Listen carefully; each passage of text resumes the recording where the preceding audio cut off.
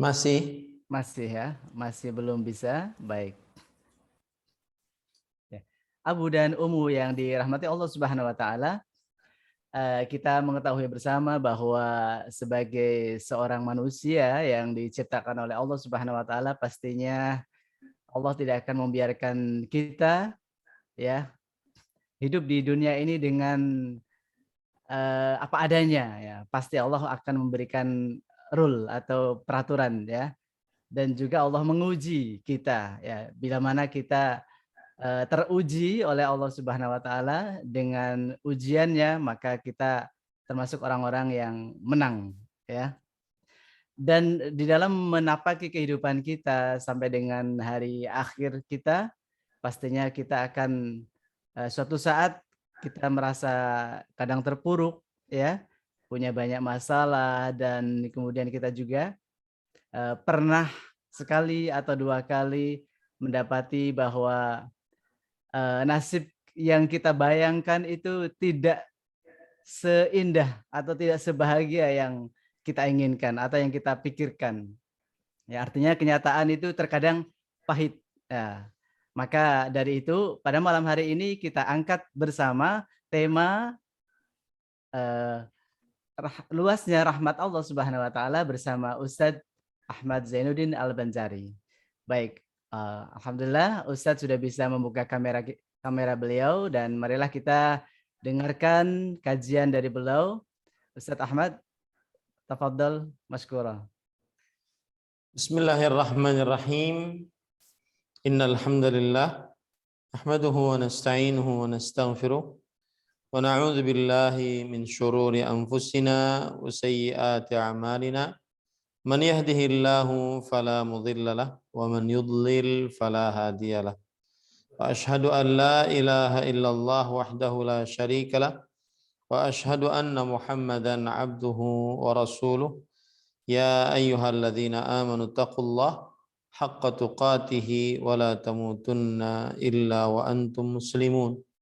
Ya ayyuhan nasu taqu rabbakumul ladzi khalaqakum min nafsin wahidah wa khalaqa minha zawjaha wa batha minhuma rijalan katsiran wa nisaa'a wattaqullaha alladzi tasaaluna bihi wal arham innallaha kana 'alaikum raqiba. Ya ayyuhalladzina amanu taqullaha wa qulu qawlan sadida yuslih lakum a'malakum wa yaghfir lakum dhunubakum wa man yuti'illaha wa rasulahu faqad faza fawzan 'azima amma ba'd. Fa inna asdaqal hadits kitabullah wa ahsanul hadi hadi Muhammadin sallallahu alaihi wa ala alihi wasallam wa syarrul umuri muhdatsatuha wa kullu muhdatsatin bid'ah wa kullu bid'atin dhalalah wa kullu dhalalatin finnar. Alhamdulillah, kita bersyukur pada Allah Subhanahu wa taala pada hari ini, hari Senin malam Selasa 26 Rabiul Awal 1443 Hijriah, kita dimudahkan oleh Allah Subhanahu wa taala untuk duduk bersama mengkaji ayat-ayat suci Al-Qur'an dan hadis-hadis Rasul sallallahu alaihi wa ala alihi wasallam dalam sebuah kajian yang diadakan oleh Al-Wildan International Islamic School dengan tema luasnya rahmat Allah Subhanahu wa taala. Salawat dan salam semoga selalu Allah berikan kepada Nabi kita Muhammad sallallahu alaihi wa ala alihi wasallam, pada keluarga beliau, para sahabat, serta orang-orang yang mengikuti beliau sampai hari kiamat kelak. Dengan nama-nama Allah yang husna dan sifat-sifatnya yang mulia, kita berdoa, Allahumma inna nas'aluka ilman nafi'an wa rizqan tayyiban wa amalan mutaqabbalan. Wahai Allah, sesungguhnya kami memohon kepada Engkau ilmu yang bermanfaat, rezeki yang baik, dan amal yang diterima. Allahumma amin. Ahibatil muslimun, a'afanillah wa iyyakum, kaum muslimin yang saya cintai karena Allah, terutama para santri atau murid Al-Wildan International Islamic School, dan juga para wali-walinya, dan seluruh kaum muslimin dimanapun berada yang mengikuti kajian ini.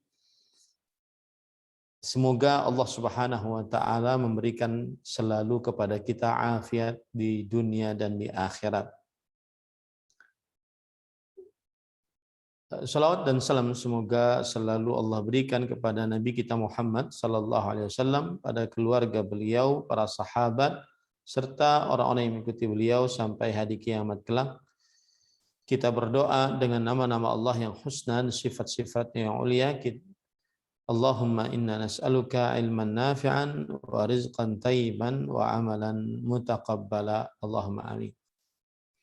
Tema luasnya rahmat Allah Subhanahu wa Ta'ala. Tema ini adalah tema yang sangat agung karena membicarakan tentang salah satu dari sifat Allah Subhanahu wa Ta'ala yang ulia, yang maha tinggi, yaitu Ar-Rahmah. Allah Subhanahu wa Ta'ala, zat yang kita ibadahi selama ini, mempunyai sifat yang ulia, yang maha tinggi. Salah satu sifat yang sangat tinggi yang dimiliki oleh Allah adalah Allah memiliki ar-rahmah. Allah Subhanahu wa Ta'ala memiliki rahmat.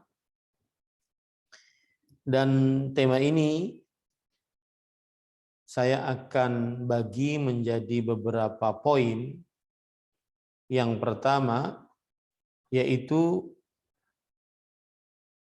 pentingnya tema luasnya rahmat Allah Subhanahu wa Ta'ala. Kemudian yang kedua, mengenal luasnya rahmat Allah Subhanahu wa Ta'ala.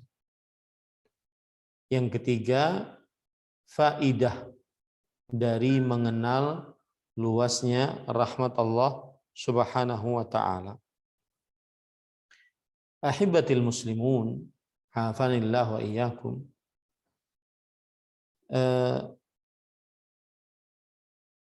Pentingnya tema ini dilihat dari beberapa sisi.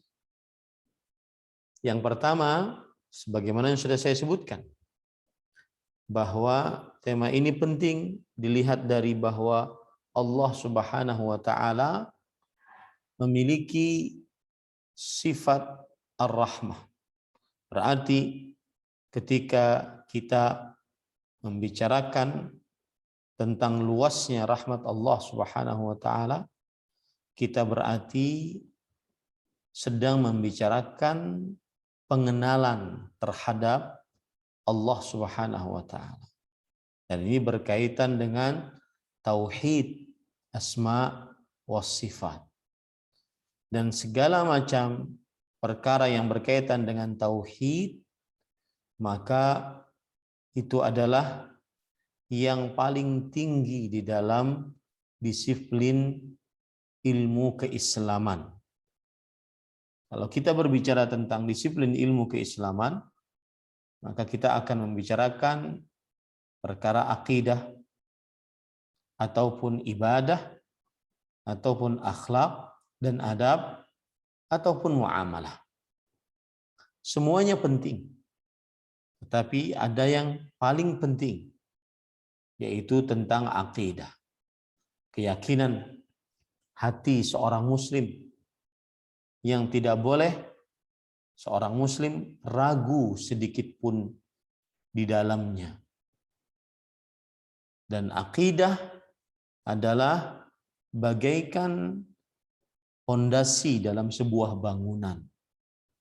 Tidak akan tegak bangunan tersebut dan diambil manfaatnya tanpa pondasi yang kokoh. Akidah bagaikan ruh dalam tubuh seseorang.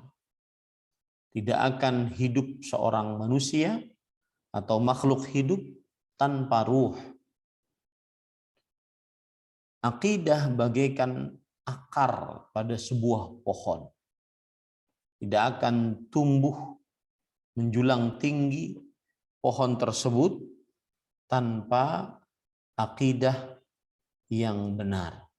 Allah Subhanahu wa taala berfirman di dalam Al-Qur'an, "Alam tara kaifa daraballahu mathalan kalimatan thayyibah ka syajaratin thayyibah asluha thabitun wa far'uha fis sama tu'ti ukulaha kulla hinin bi'izni rabbiha wa yadribullahu al-amthala lin-nas la'allahum yatadhakkarun." Apakah kamu tidak memperhatikan, wahai Muhammad sallallahu alaihi wasallam, bagaimana Allah Subhanahu wa taala membuat perumpamaan kalimat yang baik. Kalimat yang baik. Kalimat yang baik yang dimaksud pada surat Ibrahim ayat 24 ini sebagaimana yang ditafsiri oleh para ulama, di antaranya para sahabat Nabi radhiyallahu anhum, adalah kalimat la ilaha illallah. Seperti penafsiran dari Abdullah bin Abbas radhiyallahu anhuma. Akidah dia. Maka apakah kamu tidak memperhatikan bagaimana Allah telah membuat perumpamaan kalimat yang baik seperti pohon yang baik, akarnya teguh dan cabangnya menjulang ke langit. Pohon itu memberikan buahnya pada setiap musim dengan seizin Tuhannya. Allah membuat perumpamaan-perumpamaan itu untuk manusia supaya mereka selalu ingat. Lihat pada ayat ini, surat Ibrahim ayat 24-25. Jika akar pohon yang kokoh, teguh, maka pohonnya akan tumbuh menjulang ke langit dan berbuah dan diambil buahnya. Begitulah jika akidah yang benar menumbuhkan amal yang benar dan diterima oleh Allah Subhanahu wa taala. Maka saat kita membicarakan sifat Ar-Rahmah Allah Subhanahu wa taala, ini berarti kita membicarakan tentang sifat dari salah satu sifat-sifat Allah Al-Ulya. Dari sifat-sifat Allah yang maha tinggi, yang sempurna, yang sesuai dengan keagungan dan kemuliaan Allah Subhanahu wa taala. Maka berarti membicarakan tentang perkara akidah yang merupakan dasar pokok seorang muslim hidup di dunia ini. Kemudian ahibatil muslimun afanillah wa iyyakum, ketika kita membicarakan perkara luasnya rahmat Allah, pentingnya adalah bahwa luasnya rahmat Allah Subhanahu wa taala dengan membicarakannya seorang muslim akan melengkapi rukun ibadah dalam setiap ibadah yang dia kerjakan. Rukun ibadah dalam setiap ibadah yang dia kerjakan. Kita tahu bahwa ibadah ada sisi rukunnya. Kita sering mungkin belajar tentang syarat ibadah diterima oleh Allah. Ikhlas dan mutaba'ah. Memurnikan ibadah hanya untuk Allah, berharap pahalanya dari Allah, dan beribadah mengikuti petunjuk Rasulullah SAW. Itu syarat ibadah. Ada istilah rukun ibadah. rukun ibadah. Rukun ibadah bagaikan seekor burung. Kepala burung adalah rukun mahabbah, rasa cinta kepada Allah. Seorang mengerjakan ibadah karena dia mencintai Allah Subhanahu wa taala. Seorang sholat pada subuh hari karena dia cinta kepada Allah Subhanahu wa taala. Seorang berwudu dan menyempurnakan wudu padahal dalam keadaan sulit. Mengapa dia kerjakan? Karena dia cinta kepada Allah Subhanahu wa taala. Ini menunjukkan rukun ibadah yang pertama adalah rasa cinta. Rukun ibadah yang kedua adalah ar-raja, rasa harap. Seorang beribadah saat berdoa karena dia mencintai Allah dan dia juga berharap doanya dikabulkan oleh Allah. Kemudian rasa al-khauf, rasa takut. Dia takut kepada Allah Subhanahu wa taala akan doanya tidak dikabulkan. Takut akan siksa Allah Subhanahu wa taala. Maka dengan 3 rukun ini ibadah seseorang akan sah di hadapan Allah. Akan diterima oleh Allah Subhanahu wa taala. Rasa cinta bagaikan kepala pada seekor burung, rasa harap dan rasa takut bagaikan sayap pada seekor burung tersebut. Nah, apa kaitannya dengan rahmat Allah? Rahmat Allah adalah mendasari 3 rukun ibadah ini. Ketika seseorang mengenal luasnya rahmat Allah, maka dia akan mencintai Allah, maka dia akan mengerjakan ibadah tersebut. Ketika seorang mengenal luasnya rahmat Allah, maka dia akan berharap banyak kepada Allah dan hanya kepada Allah, karena Allah maha luas rahmatnya. Ketika seorang mengenal luasnya rahmat Allah, maka dia tidak pernah berputus asa dari diampuni dosanya. Tidak pernah berputus asa dari amalannya diterima oleh Allah.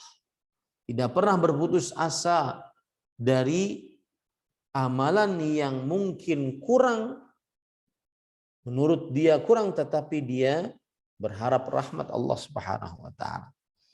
Di sini pentingnya berbicara tentang rahmat Allah. Seseorang akan memiliki rasa harap kepada Allah Subhanahu wa taala.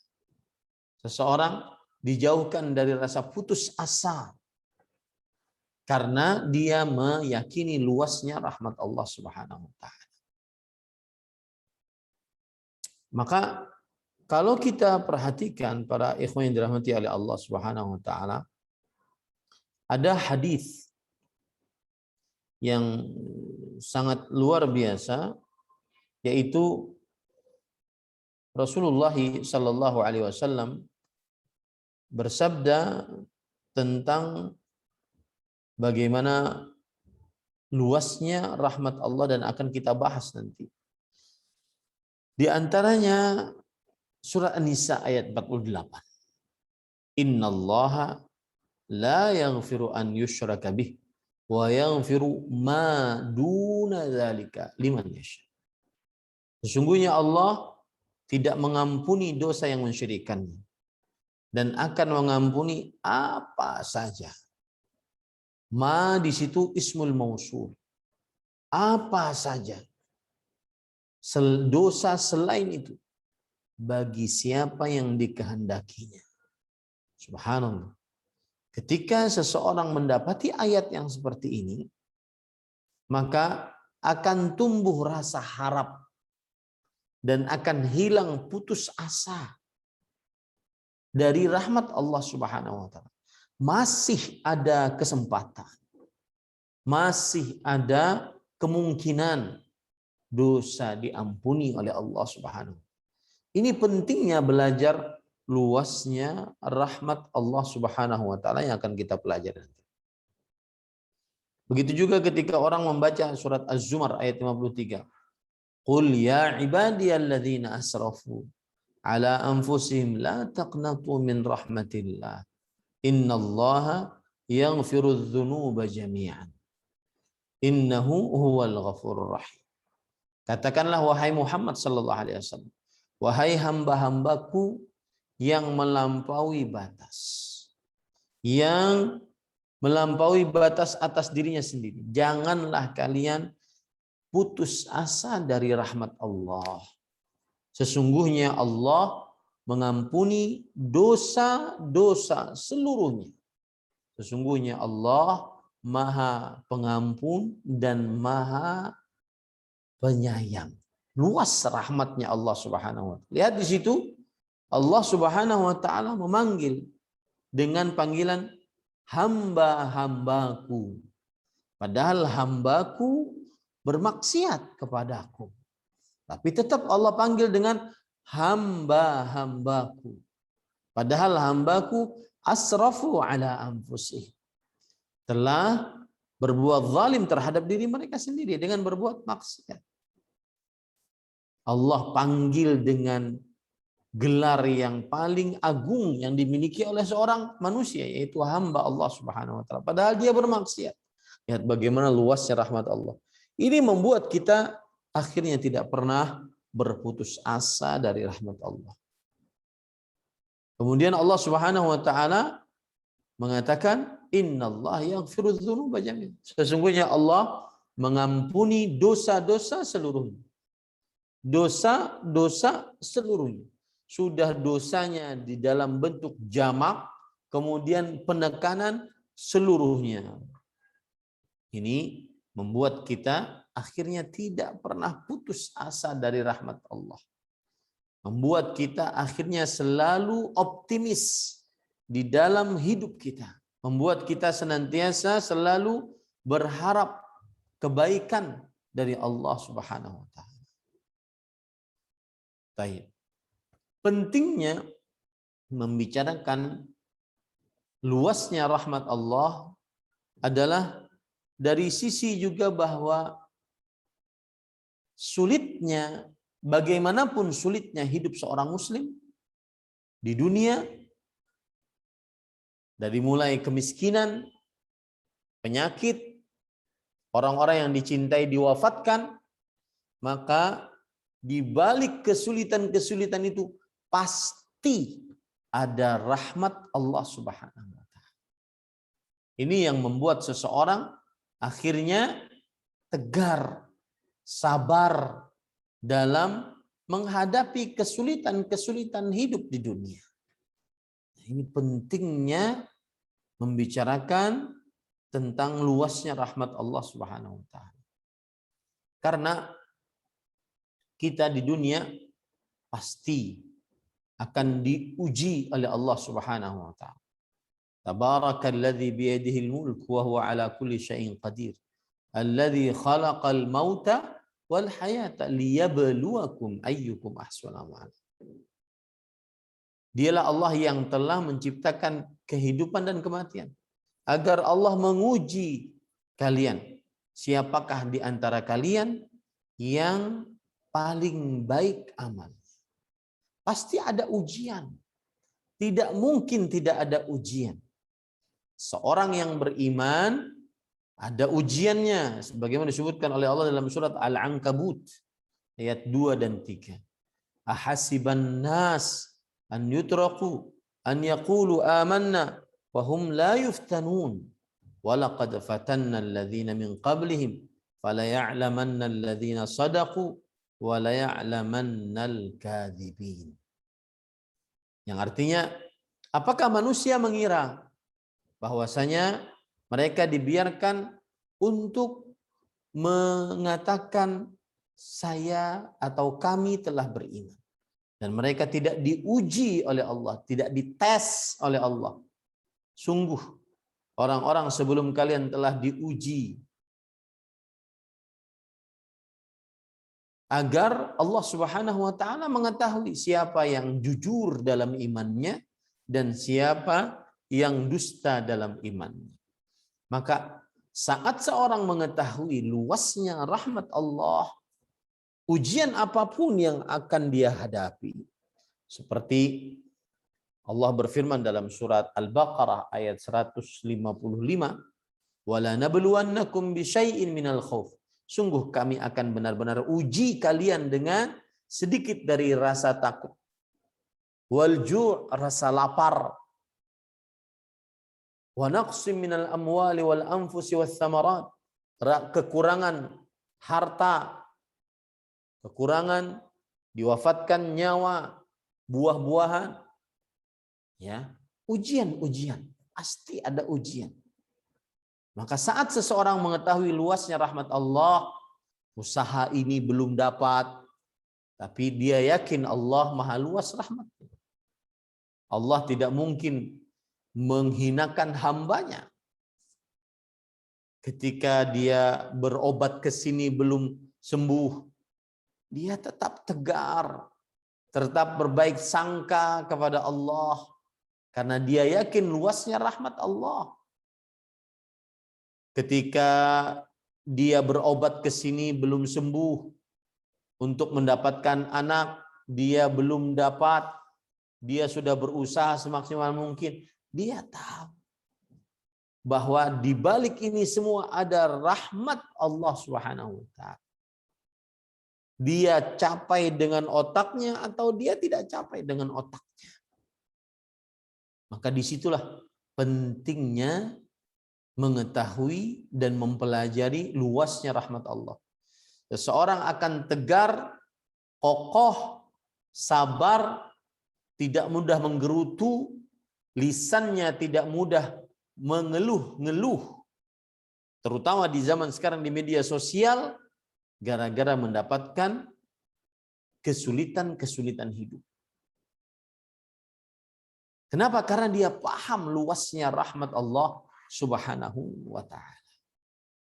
Nah, ini 3 poin. Pentingnya mempelajari luasnya rahmat Allah. Poin yang pertama tadi, dengan mempelajari luasnya rahmat Allah, seseorang akan menyempurnakan rukun ibadah. Akan mengetahui akidah yang benar. Dan akidah yang benar pondasi dari seluruh amal. Akidah yang benar bagaikan ruh dalam dalam jasmani seseorang. Akidah yang benar bagaikan akar dalam sebuah pohon. Yang mana dengan akar yang benar, pohonnya akan tumbuh, berbuah, dan diambil manfaatnya, diambil buahnya. Dengan akidah yang benar, maka akan tumbuh amal dan amalnya diterima oleh Allah Subhanahu wa taala. Ini poin pertama tadi. Poin yang kedua, pentingnya mempelajari luasnya rahmat Allah Subhanahu wa taala. Dengan begitu kita akan menyempurnakan rukun ibadah. Yang tidak sah ibadah kita kecuali mengumpulkan rukun tersebut. Rasa cinta, al-mahabbah, rasa harap, al-raja, rasa takut, al-khauf. Dengan mengetahui luasnya rahmat Allah, maka kita akan senantiasa mencintai Allah. Karena dengan rahmat Allah lah kita akhirnya dapat nikmat. Padahal kita bermaksiat. Akhirnya kita cinta Allah. Akhirnya kita semangat untuk ibadah. Dengan luasnya rahmat Allah lah, akhirnya kita berharap banyak dari Allah Subhanahu wa taala. Akhirnya terus bersemangat untuk beribadah, berdoa, berzikir, berharap pahala dari Allah, tidak pernah bosan-bosan. Dengan dengan maksiat yang kita kerjakan. Ini subhanallah luar biasa. Kemudian yang ketiga, pentingnya mempelajari luasnya rahmat Allah Subhanahu wa taala membuat kita tidak akan pernah putus asa dengan segala macam dosa yang pernah kita kerjakan. Tidak pernah kita putus asa. Tetap terus beribadah kepada Allah. Di antara rasa takut dan rasa harap, takut akan siksa Allah dan berharap akan luasnya rahmat Allah Subhanahu wa taala. Tidak pernah dia memutuskan ibadah karena dia tahu Allah Maha luas rahmatnya. Sebesar apapun dia berdosa, maka Allah akan mengampuni dosa-dosanya. Ini poin yang ketiga. Poin yang keempat yang barusan kita pelajari adalah orang yang mempelajari luasnya rahmat Allah Subhanahu wa taala, maka dia akan tegar, kokoh, sabar menghadapi kesulitan-kesulitan ini. Dan ada perkataan indah para ikhwah. Dijelaskan oleh Imam Ibnu Qayyim Al-Jauziyah. La tadhunnanna, jangan sekali-kali kamu kira orang yang sedang duduk dengan tenang bahwasanya dia sedang terlepas dari kesulitan. Jangan pernah kira seperti itu. Sebenarnya dia sedang berpindah dari satu kesulitan kepada kesulitan yang lain. Karena dunia memang diciptakan untuk hidup dengan sulit. Tidak ada yang mudah. Sebagian orang di zaman sekarang kan kita di framing dengan hedonisme. Yang sukses adalah yang banyak harta, rumah megah, mobil mewah, harta bertumpuk ruah, emas, perak, uang bertumpuk-tumpuk. Itu tanda kesuksesan menurut orang di zaman sekarang. Dan orang miskin mengira bahwasanya dia bergelimang harta berarti dia sudah mendapatkan nikmat tidak pernah sulit. Siapa bilang? Sebenarnya orang-orang tersebut mungkin dia berpindah dari satu kesulitan kepada kesulitan yang lain, berpindah lagi kepada kesulitan yang seorang miskin tidak merasakannya. Bahkan mungkin kesulitan tersebut lebih sulit dibandingkan kesulitan hidup orang miskin. Seperti ketenangan hati. Berapa banyak orang yang diluaskan rezekinya, diluaskan rumahnya, dimegahkan mobilnya, dimewahkan mobilnya, tapi kemudian dia pergi ke hal-hal yang membuat dia, menurut dia bahagia, mendatangkan kebahagiaan, narkoba, mabok, dan seterusnya. Kenapa demikian? Karena dia mungkin tidak mengetahui luasnya rahmat Allah Subhanahu wa taala. Maka orang yang belajar tentang luasnya rahmat Allah, dia akan tegar, kokoh, ya, sabar dalam menghadapi kesulitan-kesulitan hidup dunia. Yang mana kesulitan-kesulitan hidup dunia pasti dia akan dapati. Taib, para ikhwan yang dirahmati oleh Allah Subhanahu wa taala. Itu poin-poin penting dalam membicarakan luasnya rahmat Allah Subhanahu wa taala. Satu lagi ingin saya tambahkan. Ketika kita berbicara tentang luasnya rahmat Allah Subhanahu wa taala, maka kita akan tetap tenang dan terus berusaha meskipun sedang turun iman. Ya. Dan ingat, turun iman itu sebuah keniscayaan. Pasti, exactly. Turun iman pasti, tidak bisa tidak. Coba Allah Subhanahu wa taala di dalam beberapa ayat banyak sekali kita dapati tentang turun iman. Ya, perhatikan baik-baik. Sekarang saya akan sebutkan bahwasanya seorang mukmin pasti mendapati dirinya sedang turun iman. Ini adalah minal musallamat, termasuk dari hal-hal yang sudah harus diterima dalam kehidupan seorang muslim. Rasul sallallahu alaihi wasallam bersabda dalam hadis riwayat Imam Tirmidzi, "Kullu bani Adam khata." Setiap anak Adam orang yang selalu melakukan kesalahan. Pasti berdosa, pasti sedang turun iman. Makanya kan Allah Subhanahu wa taala berfirman, Rasulullah sallallahu alaihi wasallam bersabda, "Lau lam tudhnibu la dhahaba Allahu bikum wa la jaa biqaumin yudhnibun hatta yastaghfiru." Jikalau kalian tidak berdosa, maka niscaya Allah akan mewafatkan kalian dan mendatangkan orang-orang yang berdosa agar mereka bertaubat kepada Allah, sehingga Allah Subhanahu wa taala menerima taubat mereka. Pasti yang namanya orang beriman pasti turun imannya. Karena hati berbolak-balik. Rasul sallallahu alaihi wa ala alihi wasallam bersabda, "La qalbu bani Adam asra'u taqalluban minal qidri idza istujmi'at ghalyana." Sungguh hati anak Adam lebih cepat berbolak-balik dibandingkan panci yang di dalamnya sudah mendidih makanan yang dimasak. Hadis riwayat Imam Ahmad. Ini menunjukkan bahwasanya seorang muslim pasti turun iman. Kemudian juga seorang muslim pasti dia sedang berkurang imannya. Itu pasti.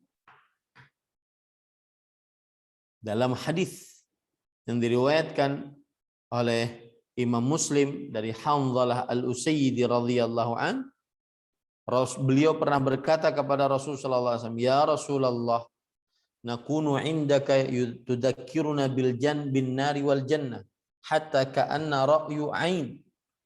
Fa idza kharajna min indik afasna al-azwaj wal aulad wad dayya'at fanasina katsiran." Wahai Rasulullah, jika kami berada di majlis engkau mengingatkan kami tentang surga dan neraka, kami akan khusyuk hati kami. Seakan-akan kami bisa melihat surga dan neraka tersebut dengan mata kasat kami, saking khusyuknya. Tetapi ketika kita keluar dari majlis engkau, wahai Rasulullah, bertemu dengan istri, anak, pekerjaan, kita tidak khusyuk lagi. Banyak lupanya, turun imannya.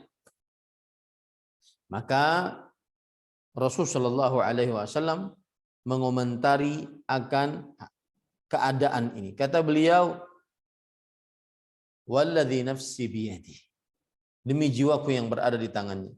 "Illau tadumuna ala ma takununa indi wa fi dzikri tasafahatkumul malaikah ala furushikum wa fi turuqikum walakin ya Hanzalah sa'ah wa sa'ah." 3 marrat. Demi jiwaku yang berada di tangannya, jikalau kalian selalu di atas apa yang kalian lakukan ketika kalian berada di sisiku, dalam keadaan kalian selalu mengingat Allah, selalu khusyuk hati, niscaya kalian akan disalami oleh para malaikat di atas kasur kalian, di jalan-jalan kalian, karena sejenis dengan malaikat, tidak pernah bermaksiat atas apa yang diperintahkan, selalu mengerjakan atas apa yang diperintahkan. Tetapi wahai Hanzalah, terkadang begini, terkadang begini, terkadang begini, terkadang begini, terkadang begini, terkadang begini. 3 kali Rasulullah SAW bersabda seperti itu. Menunjukkan bahwa kadang iman khusyuk, kadang iman turun. Maka orang yang mengetahui luasnya rahmat Allah, maka dia akan terus berusaha meskipun dia kadang terseok-seok. Ya, saya pernah kajian waktu itu di Bandung.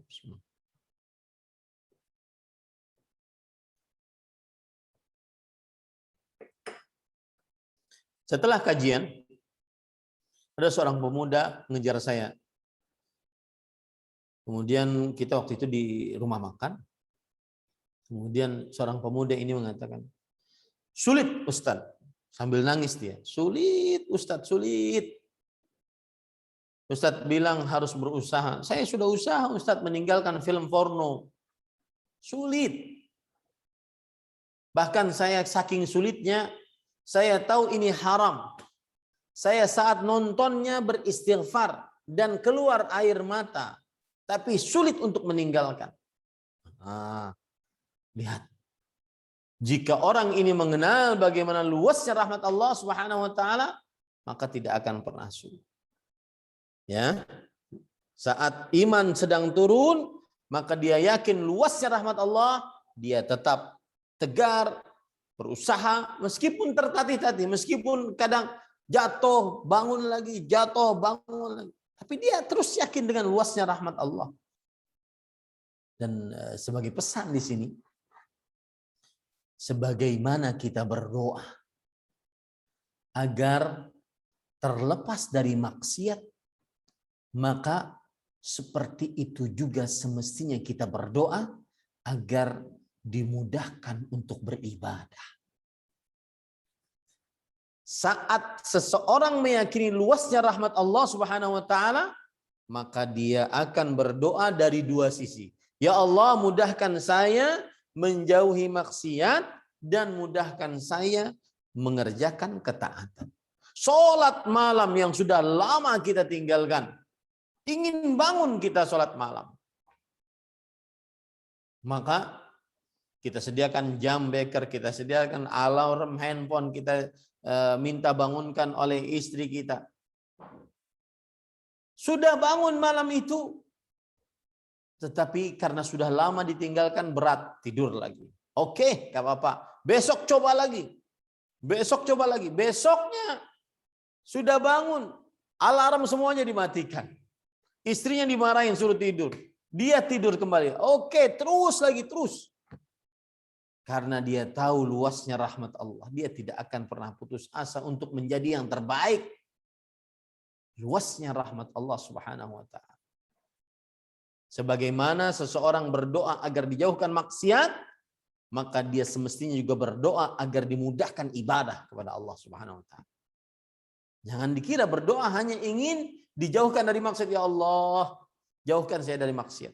Tapi juga berdoa agar dimudahkan ibadah.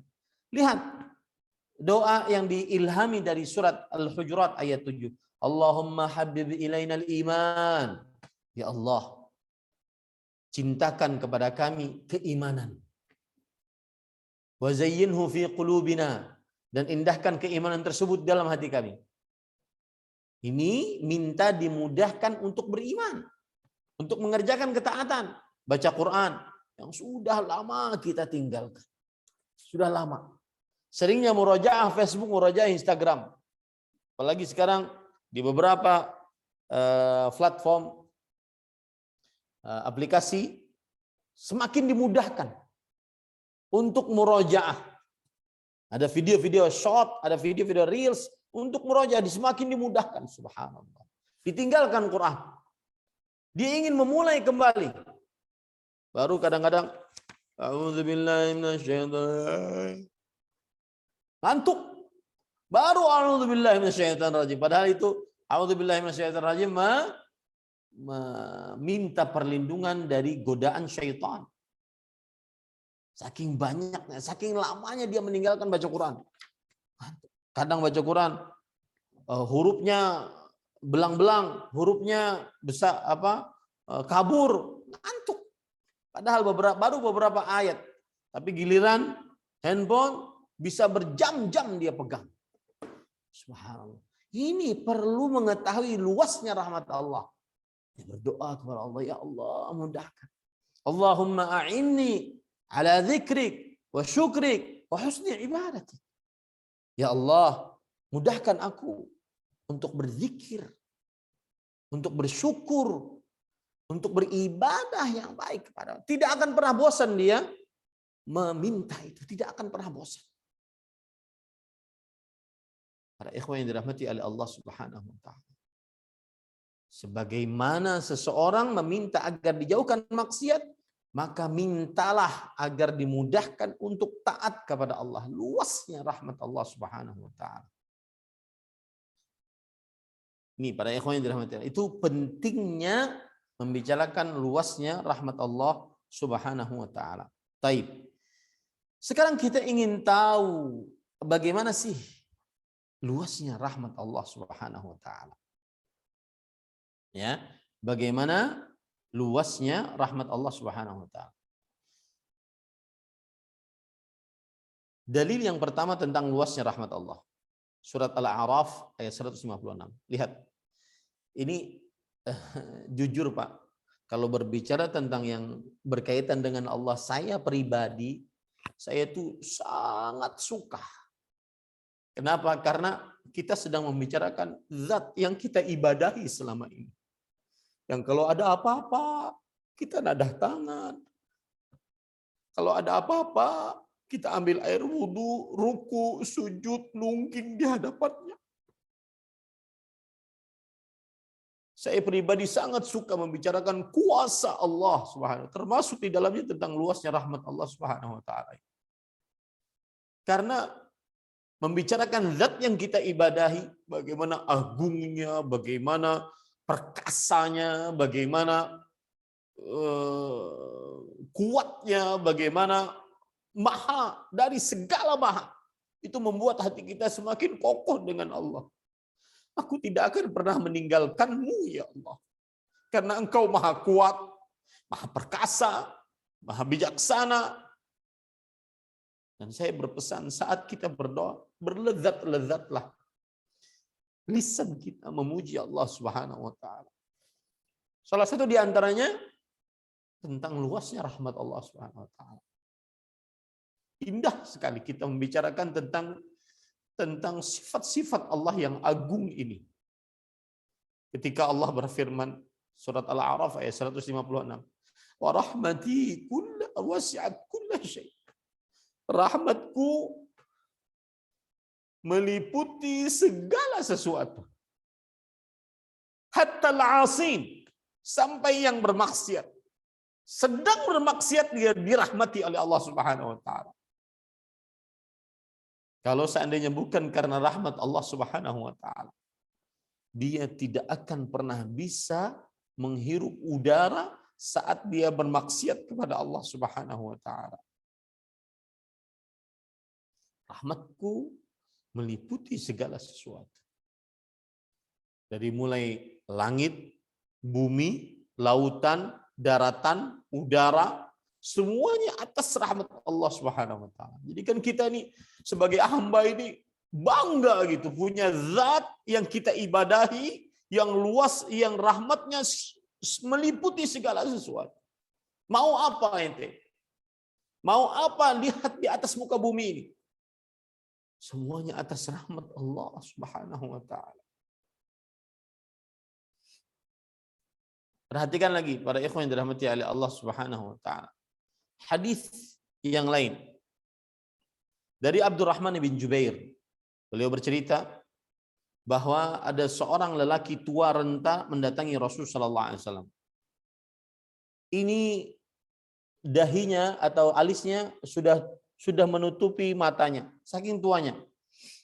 Kemudian dia berjalan dengan membawa tongkat, bersandar dengan tongkatnya, sampai datang di hadapan Rasul sallallahu alaihi wasallam.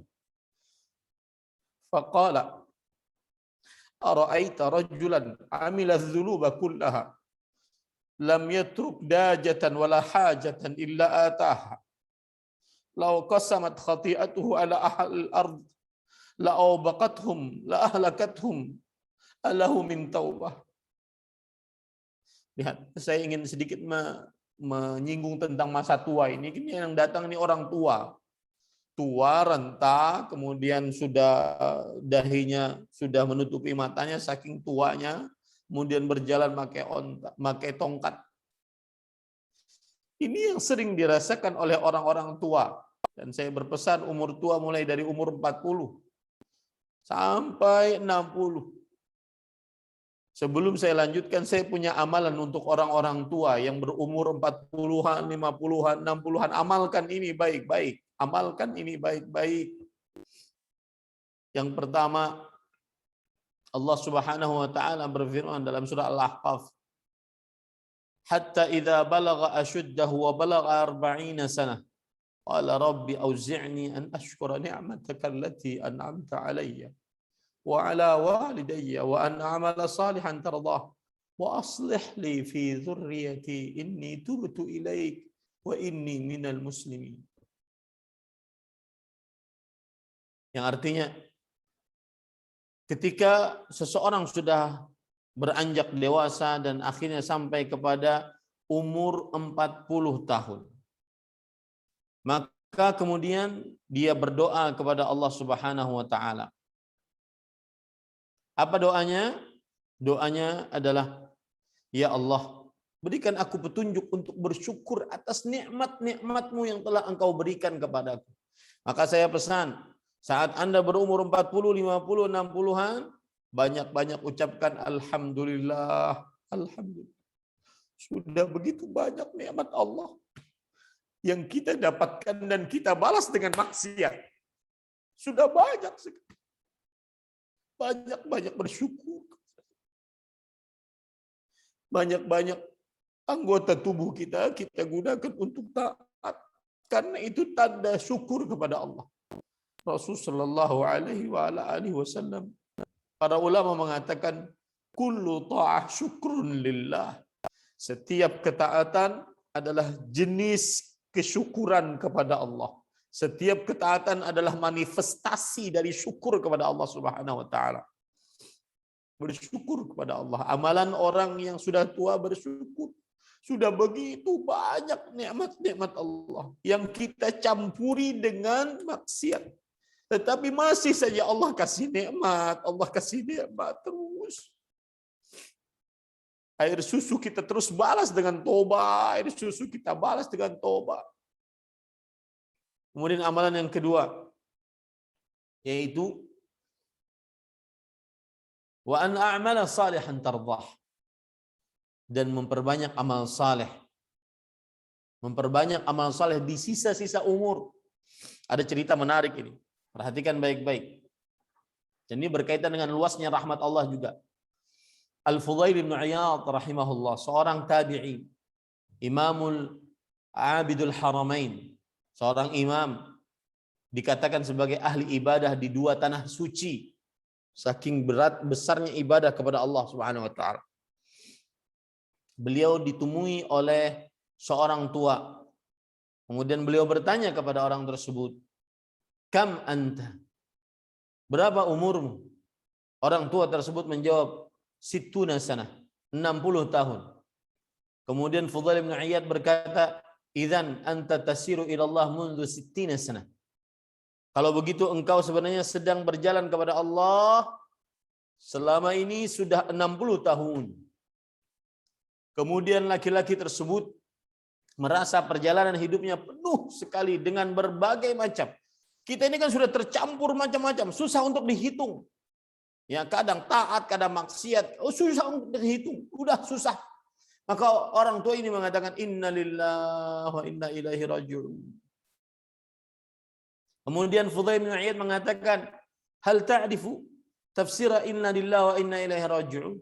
Tahukah engkau apa tafsiran dari inna lillahi wa inna ilaihi raji'un? Kemudian orang tua ini mengatakan, fassir lana ya Aba Ali. Terangkan, tafsirkan kepada kami ucapan inna lillahi wa inna ilaihi raji'un wahai Fudail bin Iyad. Kemudian beliau mengatakan inna lillahi raji'un wa inna lillahi abidun wa inna ilaihi raji'un. Sesungguhnya kita ini milik Allah sebagai hamba Allah, dan sesungguhnya kita akan kembali kepada Allah Subhanahu wa taala. Kemudian orang tua ini mengatakan, "Famadza a'mal?" Ini semua perasaan orang-orang yang sudah tua, seperti saya 50, 40-an, 50-an, 60-an, ini semuanya yang sudah dirasakan. Lalu apa yang harus saya kerjakan? Sudah bercampur begitu banyak, bingung kita mau mulai dari mana. Mau memperbaiki dari mana, bingung.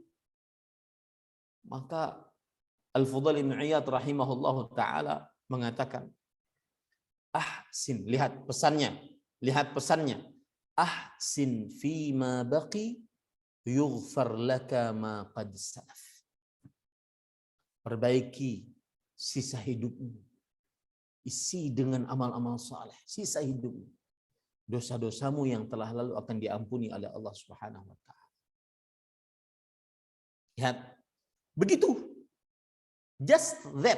Hanya dengan seperti itu. Bagaimana luasnya rahmat Allah Subhanahu wa taala. Ini para ikhwan yang dirahmati oleh Allah Subhanahu wa taala. Kemudian amalan juga untuk orang tua. Rasul sallallahu alaihi wasallam menaklukkan kota Mekah tahun ke-8 Hijriah, 3 tahun sebelum beliau meninggal. Berarti umur beliau waktu itu 60 tahun. Beliau mendapatkan surat An-Nasr yang di akhir surat An-Nasr, fasabbih bihamdi rabbika wastaghfir innahu kana tawwaba. Bertasbihlah dengan memuji Tuhanmu dan beristighfarlah, sesungguhnya Allah Maha penerima taubat. Semenjak ayat ini turun, kata Aisyah radhiyallahu anha, yukthiru fi ruku'ihi wa sujudihi an yaqul subhanallah wa bihamdihi astaghfirullah wa atubu ilaih. Beliau sering membaca itu saat ruku', saat sujud. Ini amalan orang-orang tua. Amalkan. Subhanallah wa bihamdihi astaghfirullah wa atubu ilaih. Baca banyak-banyak saat sujud, saat ruku'. Itu menghapuskan dosa-dosa yang telah lalu, yang bercampur dengan maksiat, bercampur dengan ketaatan. Subhanallah wa bihamdi astaghfirullah wa atubu ilaih. Hadisnya sahih. Subhanallah wa bihamdi astaghfirullah wa atubu ilaih. Kembali kita kepada hadis tadi. Orang tua ini berkata, wahai Rasulullah, apa pendapat engkau jika ada seorang mengerjakan seluruh dosa, tidak ada dosa sedikit pun, banyak dan besarnya, kecuali sudah dia kerjakan. Bahkan kalau seandainya dosanya dibagikan kepada penduduk bumi, maka niscaya penduduk bumi akan hancur. Apakah orang tersebut memiliki hak untuk bertobat? Kalau bertobat diterima? Ini pertanyaan persis seperti saya dulu waktu mahasiswa bersama Al-Ustadz Al-Fadhil, Syekh Dr. Abu Abdul Muhsin Firanda Andirja Hafizahullah. Kita ngisi di masjid di kota Yambo, sekitar 300 km dari kota Madinah. Waktu mahasiswa kita sudah ngisi kajian untuk tenaga kerja. Setelah kajian datang orang, kurus ceking, rambut gondrong. Kemudian membuka tangannya. Ustadz, ini perhatikan. Tato semua. Dia buka. Tato semua. Buka kaki tato. Dia mengatakan, Ustadz, semua dosa saya sudah kerjakan. Saya datang ke sini pun karena dikejar-kejar orang. Jangan macam-macam, Ustadz. Kemudian dia nangis. Mungkin nggak saya diampuni dosanya, Ustadz? Subhanallah. Apa kata Rasulullah SAW untuk orang seperti ini? Hal aslamta, sudah masuk Islamkah engkau? Kemudian orang ini berkata, asyhadu an la ilaha illallah wa annaka rasulullah. Aku bersyahadat la ilaha illallah dan engkau adalah Rasulullah. Artinya orang masuk Islam. Kemudian Rasulullah SAW mengatakan, taf'alul khairat wa tatrukus sayyiat fayaj'alahunnallahu laka kullahunna khairat. Lihat amalannya. Engkau mengerjakan kebaikan, meninggalkan maksiat, maka Allah akan menjadikan itu semua sebagai kebaikan-kebaikan.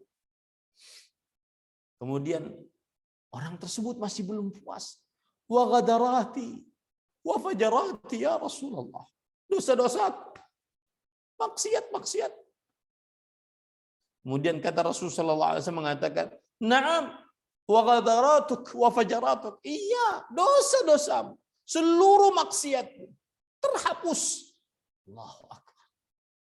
Kalau orang punya dosa, yang apabila dosa itu dibagikan kepada penduduk bumi masih akan menghancurkan penduduk bumi. Artinya saking banyaknya dosa, maka tetap diampuni dosanya oleh Allah.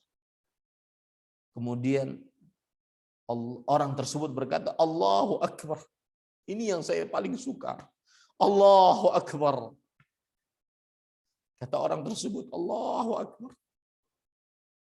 Agungkan Allah Pak dalam hati. Zat yang kita ibadahi. Kalamnya yang kita baca setiap hari, kita hafal. Capek Pak menghafal Al-Quran. Harus murajaah. Sampai sekarang Pak, harus murajaah. Kita pernah mendapati Syekh Abdul Razak murajaah di pesawat, Pak. Murajaah di mobil. Untuk menjaga kalamullah Azza wa Jalla. Agung. Allahu Akbar. Kemudian orang tersebut thumma da'ama ala asah falam yazal yuraddid Allahu Akbar hatta tawara 'anil anzar. Kemudian para ikhwan yang dirahmati oleh Allah Subhanahu wa taala, orang tersebut berpaling dan terus berjalan dan terus mengucapkan Allahu Akbar. Allahu Akbar. Allahu Akbar. Lihat, subhanallah. Wallahi ketika sudah mendengar luasnya rahmat Allah, tidak ada alasan bagi siapapun yang pernah berdosa untuk meninggalkan dosanya dan bertaubat kepada Allah Subhanahu wa taala. Tidak ada alasan. Para ikhwan yang dirahmati oleh Allah, dijelaskan oleh Imam Ibnu Qutaibah dalam kitab Gharibul Hadis yang ditulis oleh Imam Al-Khattabi. Arada annahu lam yada' syai'an da'athu nafsuhu ilaihi minal ma'asi illa raqibah. Wa qala misdaqan liqaulihi illa man taba wa amana wa amila amalan salihan fa ulaika yubaddilullahu sayyi'atihim hasanat wa kana Allahu ghafurur rahim. Kata Imam Ibnu Qutaibah rahimahullah, orang ini menginginkan untuk menjelaskan bahwasanya tidak ada dosa kecuali dia pernah kerjakan. Tetapi kalau dia bertobat diampuni dosanya oleh Allah. Bahkan diganti dosanya dengan kebaikan. Bagaimana disebutkan oleh Allah dalam surah Al-Furqan ayat 70. Kecuali orang yang bertobat, beriman, beramal saleh. Mereka lah orang-orang yang Allah gantikan dosa-dosa mereka dengan kebaikan. Pak, Bapak, Ibu, saudara-saudari yang merasa dirinya banyak maksiat, jangan pernah putus asa dengan Allah. Kita berhadapan dengan zat yang rahmatnya tanpa batas. Asalkan seseorang astaghfirullah wa atubu ilaih. Apapun dosamu, bertobatlah kepada Allah. Maka engkau akan dapati Allah Maha penerima taubat. Kita bukan berhadapan dengan makhluk yang pendendam. Kita berhadapan dengan zat yang Maha pemaaf. Makanya para ulama mengatakan di dalam kaidah huququl adamiyyin mabniyatun 'alal musah wa huququllah mabniyatun 'alal musamah. Hak antar sesama manusia di akhirat dibangun di atas saling menuntut. Mana pahalamu? Engkau telah menzalimiku. Tetapi hak Allah di akhirat dibangun di atas pemaafan dari Allah Subhanahu wa taala. Kapan hamba bertobat, dimaafkan oleh Allah. Apapun dosanya. Ini para ikhwan yang dirahmati oleh Allah Subhanahu wa taala. Lihat lagi bagaimana luasnya rahmat Allah Subhanahu wa taala. Dalam hadis riwayat Imam Bukhari dan Muslim dari Abu Hurairah radhiyallahu anhu. Lamma qadallahu al-khalqa kataba kitaban fahuwa 'indahu fawqa 'arsy. Inna rahmati sabaqat ghadabi. Ketika Allah telah menciptakan makhluk-makhluk, kemudian Allah menulis takdir-takdir makhluk, dan dia di sisinya di atas arsy tertulis, sesungguhnya rahmatku telah mendahului kemurkaanku.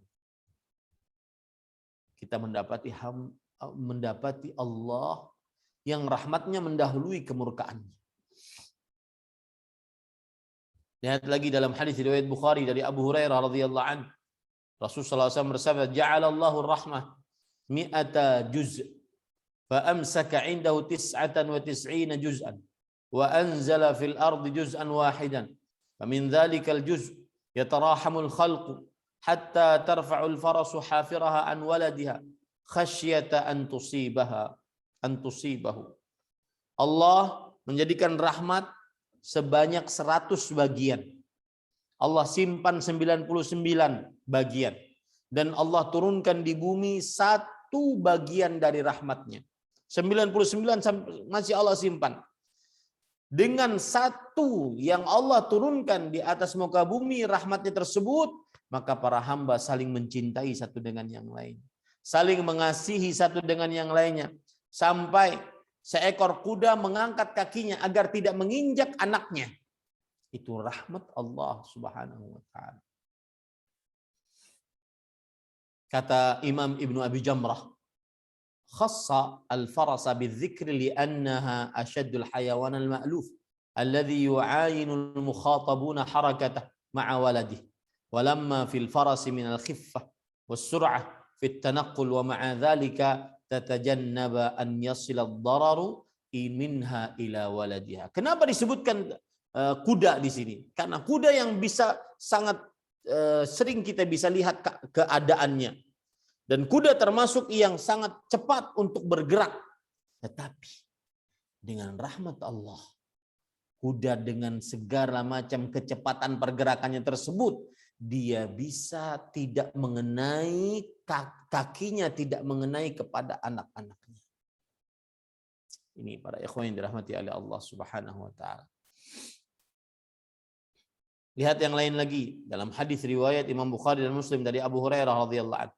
Inna lillahi mi'ata rahmah wahidatan bainal jinni wal ins wal bahaim wal hawam fiha fabiha yata'atafun wa biha yatarahamun wa biha yata'ataful wuhushu ala auladiha wa akhara 99 rahmah yarhamu biha ibadahu yaumal qiyamah. Sesungguhnya Allah memiliki 100 rahmat.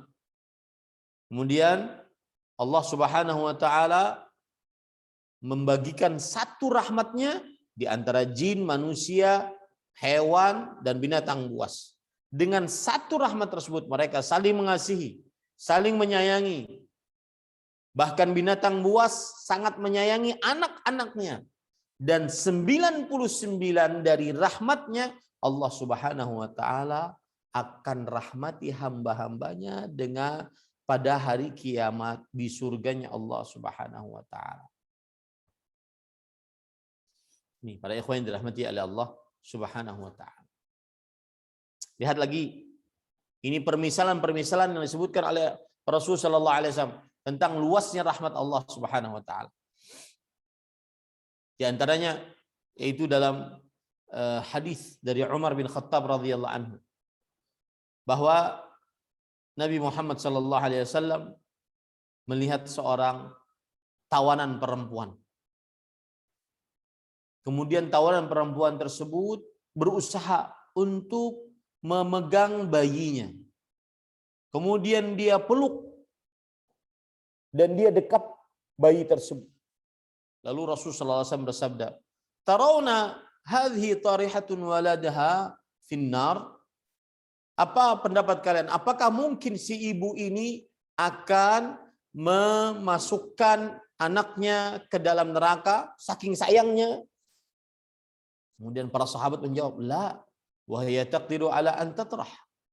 Tidak mungkin dia akan memasukkan anaknya ke dalam neraka. Kata Rasul sallallahu alaihi wasallam, "Lallah arhamu bi'ibadihi min hadhihi biwaladiha." Allah lebih kasih sayang terhadap hambanya dibandingkan sang ibu kasihnya terhadap anaknya.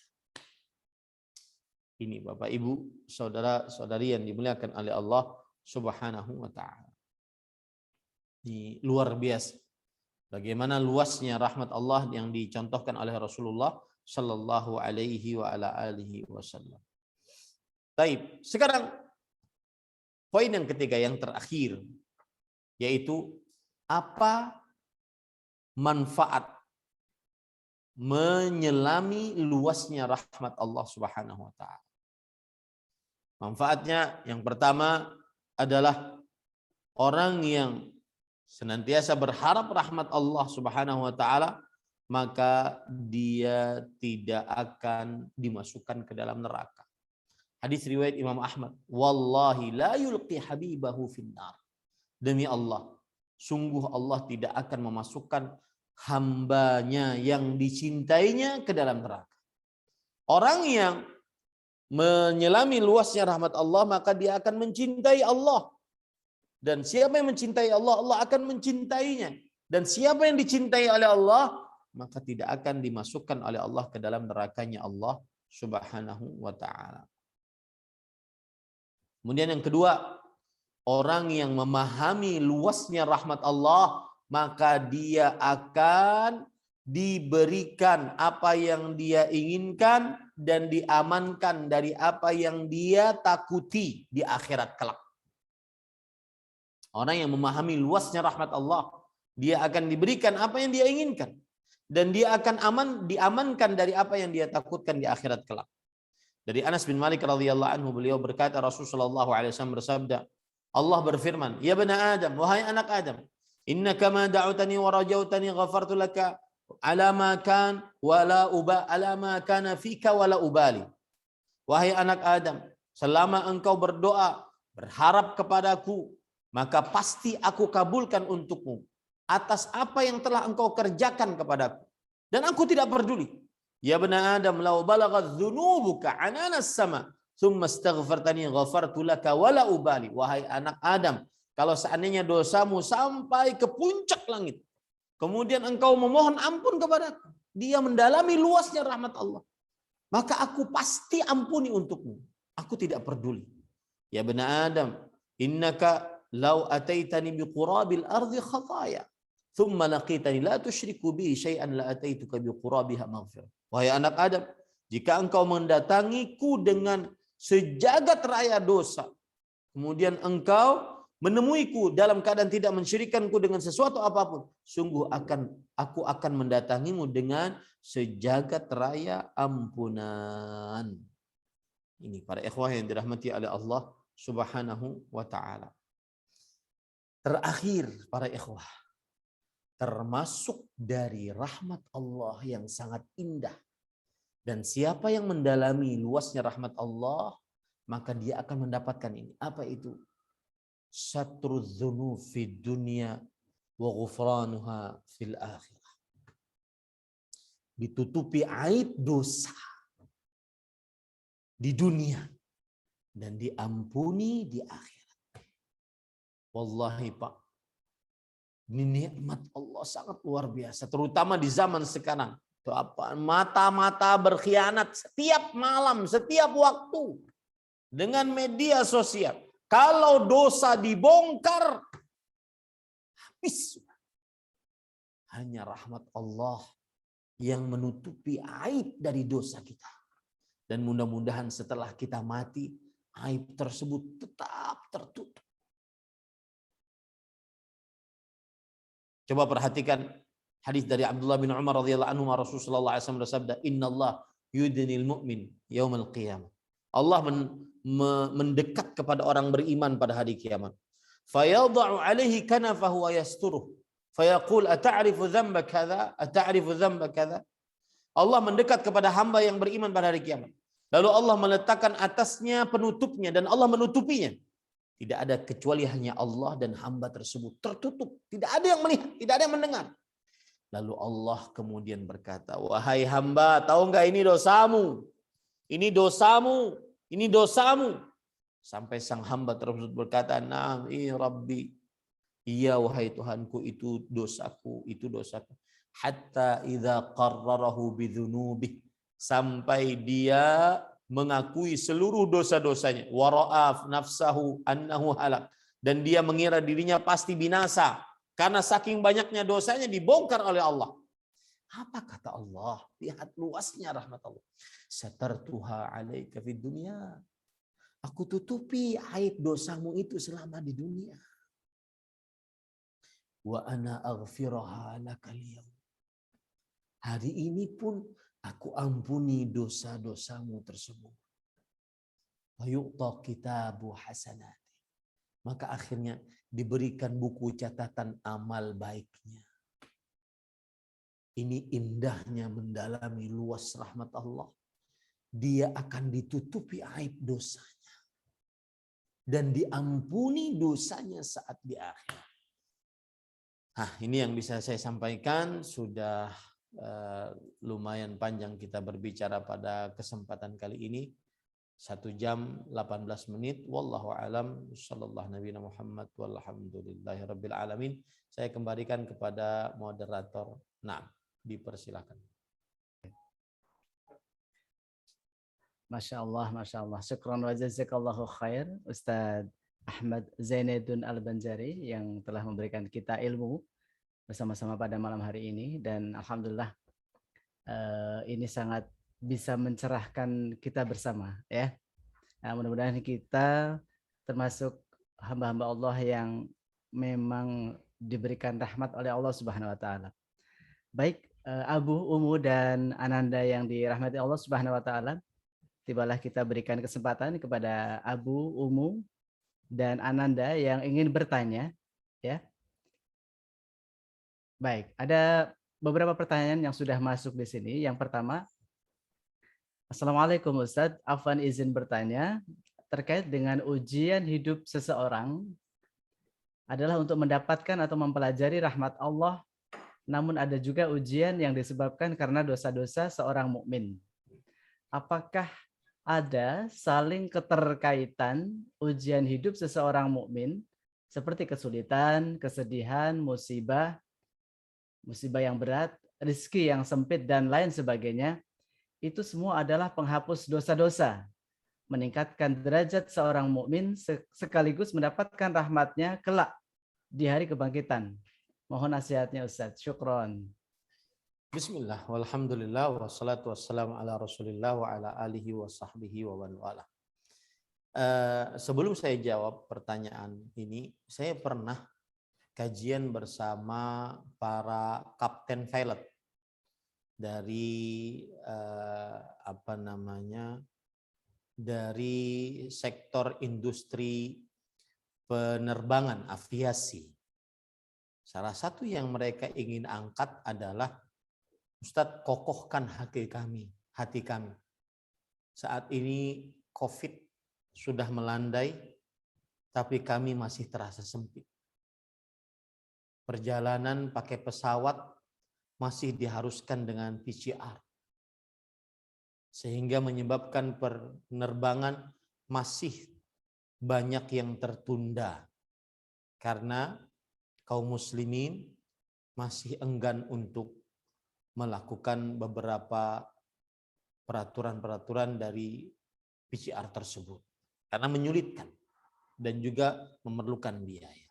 Dan ini sekarang lagi di-up di media sosial. Maka kembali kita ke pertanyaan tadi. Apakah kesulitan yang dihadapi oleh seorang muslim ini adalah penghapus dosa, pembawa rahmat bagi dia kelak di akhirat? Maka jawabannya iya, tidak ada keraguan di dalam hal itu. Bukankah Rasul Shallallahu Alaihi Wasallam bersabda, ini perhatikan yang sedang sulit, terutama di masa pandemi COVID-19. Inna Allah idza ahabba abdan, idza ahabba qauman ibtala. Sesungguhnya Allah jika mencintai suatu kaum, Allah akan menguji kaum tersebut.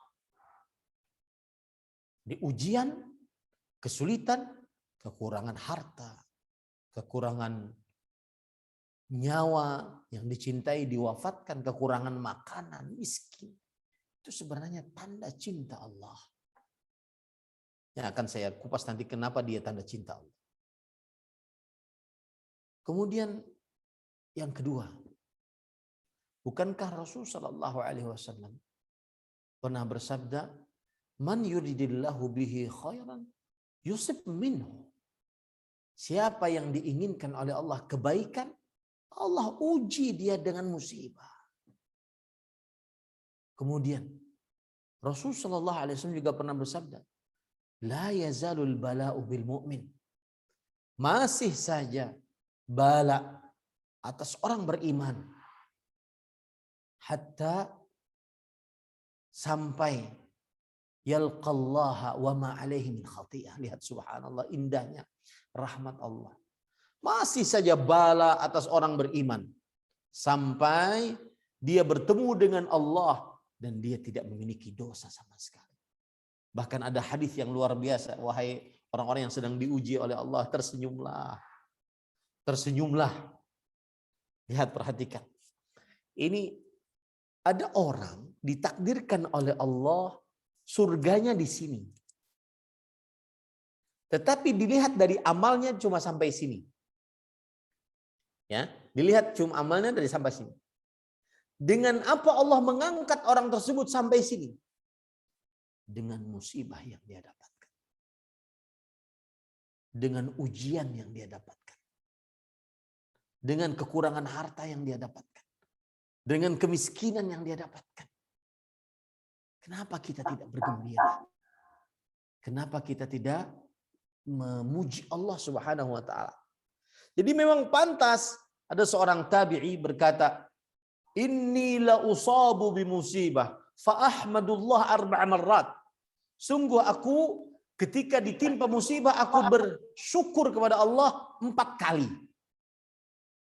Bersyukur memuji Allah 4 kali saat mendapat musibah. 1, ketika musibah tersebut tidak lebih besar dari apa yang aku rasakan sekarang. Allahu Akbar. Yang kedua, ketika musibah tersebut membimbingku untuk bersabar, yang mana dari pahala sabar dia mendapatkan pahala tanpa batas, tidak bisa dikira. Innama yuwaffas sabirun ajrahum bighairi hisab. Orang yang sabar akan diberikan pahalanya tanpa batas. Kemudian yang ketiga, orang yang bersabar, orang yang mendapat musibah, aku bersyukur saat mendapat musibah. Karena Allah membimbingku untuk mengucapkan saat mendapat musibah, inna lillahi wa inna ilaihi raji'un. Karena dengan ucapan tersebut aku mendapatkan 3 keutamaan sekaligus.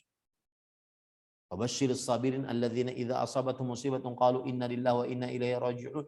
Ulaika alaihim salawatun min rabbihim wa rahmah wa ulaika humul muhtadun.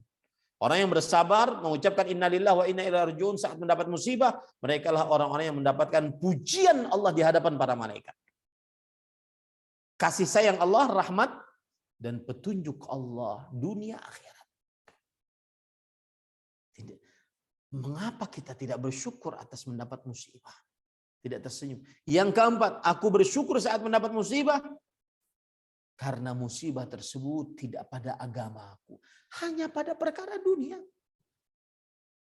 Yang kalau seandainya kita tidak sanggup, mati kita, selesai urusan.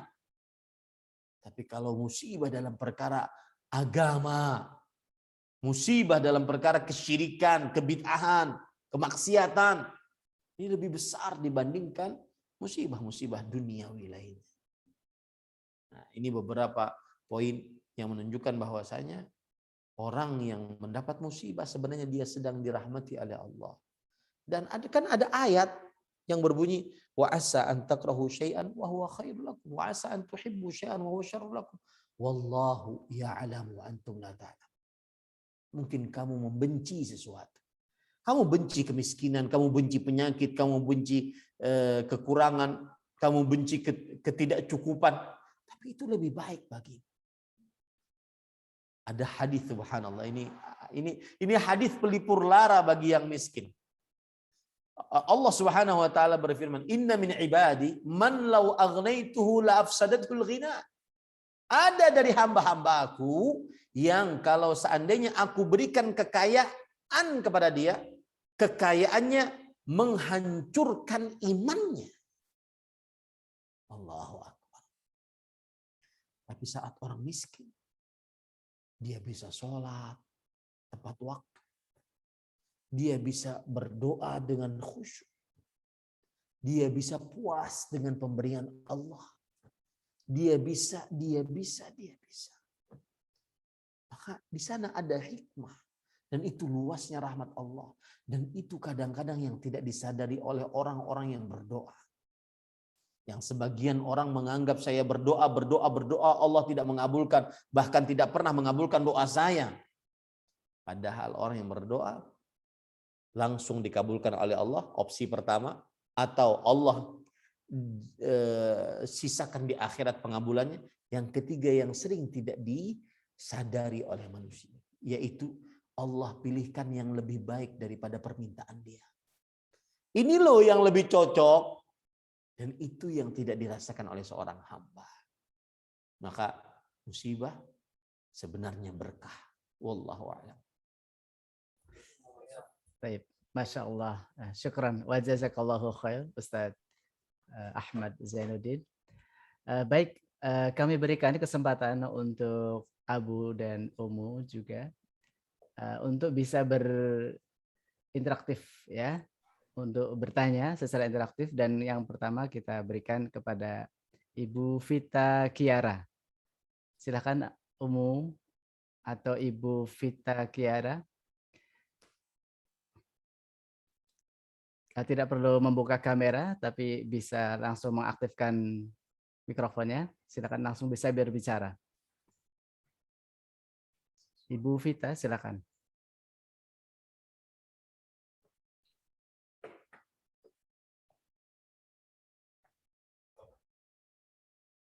Baik, mungkin ada kendala teknis dari Ibu Vita. Baik, kita alihkan kepada Ibu Zuriati. Ibu Zuriati. Silakan Ibu Zuriati.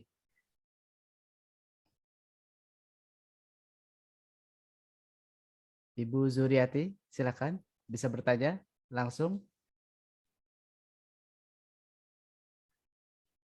Kami sudah memberikan kesempatan.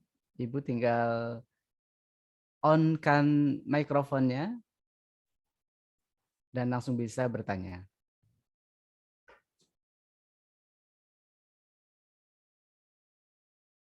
Baik, Ibu Zuriati mungkin ada kendala juga ya. Coba kita beralih kepada Ibu Lis Dianti Rahmat.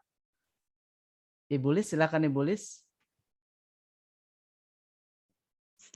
Assalamualaikum warahmatullahi wabarakatuh. Oh, Bapak ya, silakan. Silakan, Ustaz, Pak. Afwan, Ana hanya ingin bertanya tentang ini kan mengenai rahmat Allah ya, luasnya rahmat Allah. Saya ingin bertanya bagaimana di zaman yang sudah mendekati akhir zaman ini, yang mendekati barangkali sudah mendekati turunnya Dajjal ya barangkali, apakah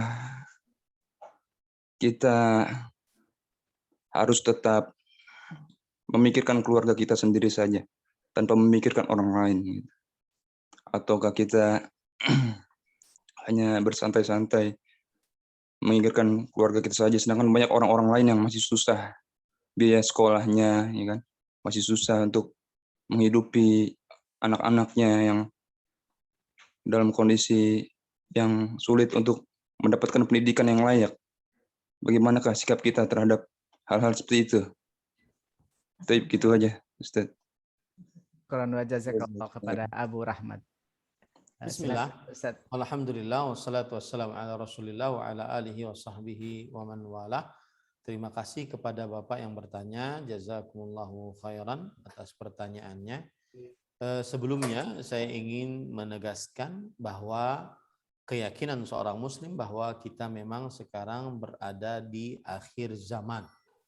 Tetapi kita tidak boleh untuk menetapkan bahwasanya sebentar lagi Dajjal atau Imam Mahdi atau Ya'juj Ma'juj akan keluar. Tidak bisa. Kita hanya mengatakan bahwa kita sekarang berada di akhir zaman sebagaimana dikatakan oleh Rasul Shallallahu Alaihi Wasallam, bahwasanya tanda hari kiamat, tanda akhir zaman adalah diutusnya beliau menjadi nabi dan rasul, kemudian wafatnya beliau. Tapi untuk menetapkan bahwa sebentar lagi akan keluar Dajjal dan semisalnya, maka ini diperlukan penelitian yang lebih mendalam terhadap itu dan tidak boleh kita bermain cocok-cocokan atas hal tersebut. Baik. Adapun pertanyaan, apakah kita di akhir zaman ini masih tetap saja memikirkan keluarga kita, sedangkan masih banyak di sana orang-orang yang kelaparan, kemiskinan, tidak bisa mendapatkan sekolah yang layak dan semisalnya. Maka jawabannya adalah bahwa Islam dibangun di atas skala prioritas. Allah Subhanahu wa taala berfirman, "Ya ayyuhalladzina amanu qu anfusakum wa ahlikum nara." Wahai orang beriman, jaga diri kalian dan keluarga kalian dari api neraka. Ini menunjukkan bahwa di dalam diri seorang muslim ada skala prioritas yang harus dia urus. Dirinya, kemudian keluarganya. Kemudian juga Rasulullah sallallahu alaihi wasallam bersabda, dinarun anfaqtahu ala ahli, dinarun anfaqtahu ala miskin, dinarun anfaqtahu fi sabilillah, a'zamu ajran dinarun anfaqtahu ala ahli. 1 dinar yang kamu sedekahkan untuk orang miskin, 1 dinar yang kamu sedekahkan di jalan Allah, dan 1 dinar yang kamu sedekahkan atas keluargamu, istri dan anak-anakmu, ini lebih besar pahalanya yang kamu infakkan kepada istri dan anak-anakmu. Ini menunjukkan bahwa Islam menganut sistem skala prioritas dalam beramal. Yang ketiga juga, Rasul sallallahu alaihi wa ala alihi wasallam pernah bersabda tentang nafkah. Kafa bil mar'i itsman an yudayya man yaqut. Cukup seseorang dikatakan sebagai seorang yang berdosa selama dia meremehkan, melalaikan orang-orang yang di bawah tanggung jawabnya untuk dinafkahi, yaitu anak istrinya, kemudian adik-adiknya, kalau adiknya perempuan dan belum menikah, atau adik-adiknya laki-laki yang belum baligh, atau orang tuanya, maka rahim lebih diutamakan. Baik. Tetapi itu semua tidak menutup kemungkinan kita berbuat baik kepada orang-orang di luar rahim kita, jika memang kita memiliki kemampuan, kelapangan, dan keluasan rezeki dari Allah Subhanahu wa taala. Karena dalam hadis yang lain, Rasulullah sallallahu alaihi wasallam ketika ditanya ayyul amali ahabbu ila Allah, amalan apa yang paling dicintai oleh Allah? Rasul sallallahu alaihi wasallam menjawab, sururun yudkhiluhu ala qalbi muslim. Kegembiraan yang ia masukkan ke dalam hati seorang muslim. Tatruda anhu ju'an wa taqdi anhu dainan. Kamu menghilangkan rasa laparnya, kamu melunaskan hutang-hutangnya. Wa la an amshi ma'a akhin fi hajah ahabbu ilayya min an a'takifa fi masjid hadha syahra. Sungguh aku berjalan bersama saudaraku dalam sebuah keperluannya lebih aku sukai dibandingkan aku beriktikaf di Masjid Nabawi selama sebulan. Ini menunjukkan bahwasanya al khair al mutaaddi afdal min al khair ghair mutaaddi. Kebaikan yang menerpa orang banyak ini lebih utama dibandingkan kebaikan yang didapatkan untuk diri sendiri. Maka pada saat itu ya, kita tetap mengurus anak istri. Jika ada kelebihan, maka kita juga mengurus orang-orang dari luar rahim kita untuk kita nafkahi, untuk kita sekolahkan, dan semisalnya sesuai dengan kemampuan masing-masing. Dengan begitu berjalanlah seluruhnya. Wallahu a'lam. Nah. Baik, syukran wa jazakumullahu khair kepada Ustaz Zainuddin. Kembali kita buka satu penanya lagi ya untuk penanya interaktif. Silakan kepada Ibu Mutiara Ummu Sakif. Kami persilakan kepada Ibu Mutiara Ummu Sakif. Boleh mengaktifkan mikrofonnya. Ibu silakan bicara dan bertanya. Baik, bismillah. Assalamualaikum warahmatullahi wabarakatuh. Waalaikumsalam warahmatullahi wabarakatuh. Ustadz mau tanya, bagaimana kira-kira bentuk keikhlasan dan tanda keikhlasan hati dan jiwa kita dalam menerima ujian yang mungkin kita rasa berat dan kita rasa kita tuh nggak mampu menghadapinya, Ustadz. Padahal kan sebenarnya Allah memberikan ujian karena Allah yakin kita mampu, Ustadz. Cuman bagaimana kita menerima dan ikhlas gitu, Ustadz, untuk menghadapinya gitu, Ustadz. Syukran wa jazakallahu khairan, Ustadz. Barakallahu fiik, jazakumullahu khairan atas pertanyaan Ibu Mutiara. Bismillah, alhamdulillah, wassalatu wassalamu ala rasulillah wa ala alihi wa sahbihi wa man wala. Kalau kita buka Kamus Besar Bahasa Indonesia, ikhlas artinya bersih hati, tulus hati. Maka makna ikhlas dengan bahasa Indonesia, dengan bahasa syariat, ini berbeda jauh. Kalau kata ikhlas di dalam bahasa syariat Islam, baik dalam Al-Quran atau hadis dari Rasulullah SAW, artinya adalah memurnikan niatan ibadah hanya untuk Allah Subhanahu wa Ta'ala. Memurnikan niatan ibadah hanya untuk Allah Subhanahu wa Ta'ala. Sholat harus ikhlas, artinya sholat kita niatkan yang murni hanya ingin mendapat pahala dari Allah Subhanahu wa Ta'ala. Berdoa harus ikhlas, artinya berdoanya hanya kepada Allah, berharapnya hanya kepada Allah. Nah, beda dengan ikhlas dari kata bahasa Indonesia. Ikhlas artinya adalah bersih atau tulus hati. Yang maksudnya menerima. Maka ikhlas yang dimaksud di sini adalah menerima. Yang Ibu maksudkan tersebut menerima setulus-tulusnya atas apa yang menimpa kita. Maka jawabannya adalah bagaimana kita bisa menerima setulus-tulusnya hati kita atas musibah yang kita dapatkan. Yang pertama, kita harus beriman dan menerapkan iman takdir kepada diri kita. Kita harus meyakini bahwa ini sudah ketetapan Allah 50.000 tahun sebelum penciptaan langit dan bumi. Rasulullah SAW bersabda, kataballahu maqadir al-khalaiq qabla an yakhluqas samawati wal ard bi 50,000 sanah. Sesungguhnya Allah telah menuliskan takdir-takdir, ketetapan-ketetapan Allah 50.000 tahun sebelum penciptaan langit dan bumi. Maka apa yang terjadi pada diri kita sudah tertulis dalam kitab Lauhul Mahfuz. Ini membuat kita menerima tulus hati atas musibah yang Allah telah berikan kepada kita. Yang kedua, agar kita lebih menerima tulus hati, seperti yang sudah saya jelaskan, selami dalam-dalam luasnya rahmat Allah dari musibah yang kita dapatkan. Di antaranya mendalami keutamaan orang yang mendapatkan musibah. Diampuni dosa, diangkat derajat, bertemu dengan Allah tanpa ada dosa, kemudian serupa dengan para nabi, menunjukkan kebaikan, menunjukkan iman yang tebal. Ini saya berpesan nih, kadang ada orang yang sekali berdoa langsung kabul.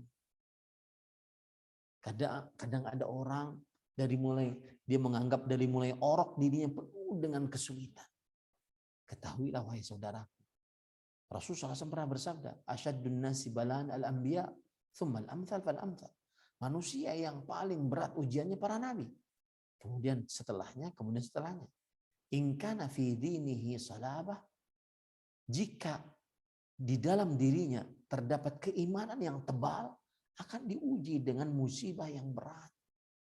Berarti musibah yang berat tanda iman yang tebal. Dengan memahami yang seperti ini akan tulus hati kita untuk menerima musibah tersebut dan bersabar atas musibah tersebut. Ada seorang, saya masih ingat waktu itu saya masih kerja di Dammam, di timurnya kerajaan Arab Saudi, di lumbung minyaknya Arab Saudi waktu itu. Saya sebagai penerjemah dan dai untuk orang-orang yang bekerja di Arab Saudi.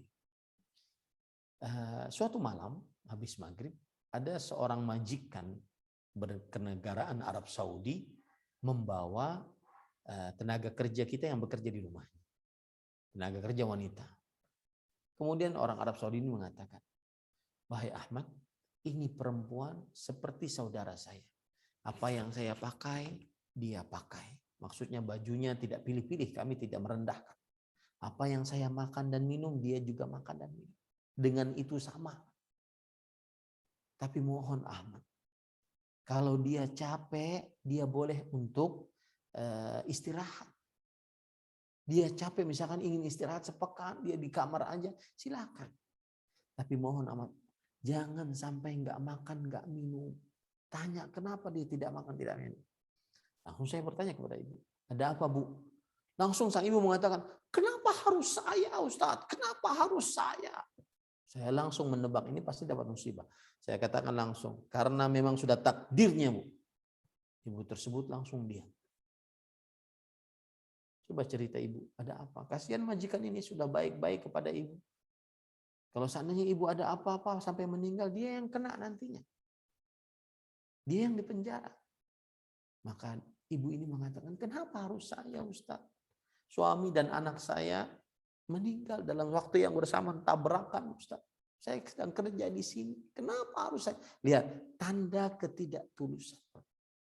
Tidak menerima hati atas musibah. Maka saya katakan, karena memang sudah takdirnya Bu. Kita tidak bisa mengelak dari takdir Allah Subhanahu wa taala. Dan pasti di belakangnya ada kebaikan. Minimal ibu dapat pahala dari musibah yang ibu dapatkan. Subhanallah. Ya, ini Bapak Ibu saudara-saudari yang dimuliakan agama. Jadi agar kita tulus menerima takdir tersebut yang buruk menurut kita, maka kita harus pahami betul ini sudah takdir Allah. Kemudian di balik itu banyak manfaat rahmat Allah Subhanahu wa taala. Kemudian yang ketiga, terkadang di balik musibah ada rahmat yang kita tidak tahu. Di antaranya sebuah kisah yang terjadi pada abad ke-3 Hijriah atau pada abad ke-2 Hijriah, yaitu Abdullah bin Zaid al-Jarmi, Abu Qilabah. Beliau lihat nih, perhatikan, yang mendapat musibah, yang merasa berat dengan musibahnya, bandingkan dengan musibah yang beliau dapatkan. Abu Qilabah radhiyallahu anhu, mata duanya rabun, telinga keduanya sulit mendengar, tangan keduanya buntung, kaki keduanya buntung. Dalam keadaan seperti itu, lisannya masih bisa mengucapkan, Allahumma auzi'ni an ashkura ni'mataka allati an'amta alayya wa ala walidayya wa na'mala salihan tardah wa faddaltani ala katsirin man khalaqta tafdila. Ya Allah, berikan aku petunjuk untuk bersyukur atas nikmat-Mu yang telah Engkau berikan kepadaku. Dan atas Engkau telah meninggikan aku dibandingkan makhluk-makhluk lainnya. Ada orang mendengar dan berkata, nikmat apa yang kau dapatkan? Matamu rabun, telingamu kurang pendengarannya, kedua tanganmu buntung, kedua kakimu buntung. Nikmat apa yang kau berikan dan kau dapatkan dari Allah Subhanahu wa taala? Apakah engkau paham apa yang kau ucapkan? Maka orang ini menjawab, Abu Qilabah radhiyallahu anhu, muridnya Abdullah bin Abbas, seorang tabi'in. Jika halilintar menimpaku, kemudian air lautan menenggelamkanku, bumi menelanku, aku tidak akan pernah berhenti untuk meminta petunjuk agar bisa bersyukur atas nikmat Allah yang Allah berikan kepadaku. Ini subhanallah. Para ikhwan dirahmati oleh Allah Subhanahu. Terus orang ini dalam keadaan seperti itu yang mengurus anaknya masih kecil, umur 7 tahunan. Kemudian beliau minta kepada orang tadi, tolong carikan anak saya, 3 hari sudah tidak pulang ke sini. Dia yang biasa mewudukan saya, memakani saya, meminumi saya, sudah 3 hari 3 pulang. Orang tersebut mencari, tidak jauh dari tempatnya, ternyata anaknya dimakan binatang buas. Setelah itu terjadi, orang ini sampai tidak sanggup untuk menceritakan kepada Abu Qilabah apa yang dia dapatkan. Kemudian Abu Qilabah meminta terus, mana anak saya, mana anak saya.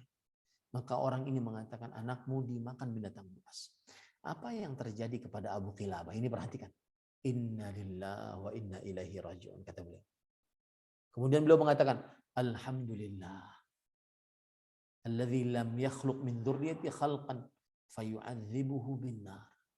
Segala puji bagi Allah yang belum menjadikan dari keturunanku makhluk yang akan bermaksiat kepada Allah. Buktinya dia sebelum balik diwafatkan dulu oleh Allah.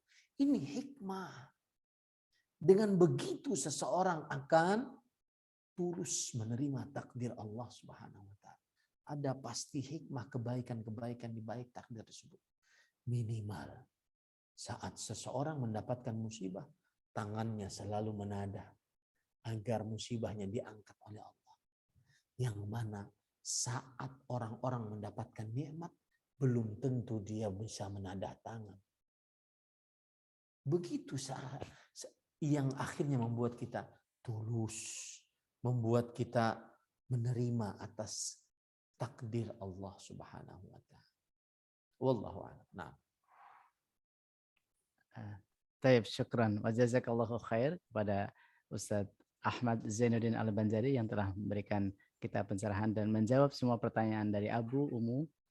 Baiklah, mohon maaf Abu dan Umu semuanya karena kita terbatas dengan waktu, maka kita akan akhiri perjumpaan dengan Ustadz Zainuddin pada malam hari ini, dan mudah-mudahan Ustadz akan bersedia untuk mengisi kembali pada sesi berikutnya. Ustadz ya. Siap, insya Allah. Alhamdulillah, syukran. Di Al-Wildan ada wali murid yang luar biasa ilmunya. Al-Ustadz Al-Fadhil Al-Syekh Dr. Abu Abdul Muhsin Firanda Andirja hafizahullah. Kita ini cuma ban serep dibandingkan ilmu beliau. Syukran wa jazakallahu khair kepada Ustadz Ahmad Zainuddin Al-Banjari sekali lagi. Mudah-mudahan ilmu yang beliau sampaikan bermanfaat bagi kita semua, bagi Abu, Umu, dan seluruh pemirsa, baik yang di studio maupun yang di luar atau yang di rumah. Baik, baiklah Abu, Umu, dan Ananda yang dirahmati Allah Subhanahu wa taala. Marilah kita tutup perjumpaan kita pada malam hari ini dengan membaca hamdalah dan doa kafaratul majelis. Alhamdulillahirabbil alamin. Subhanakallahumma bihamdika asyhadu an la ilaha illa anta astaghfiruka wa atubu ilaik. Mohon maaf atas segala kesalahan dari kami. Billahi taufik wal hidayah. Assalamualaikum warahmatullahi wabarakatuh. Waalaikumsalam warahmatullahi wabarakatuh.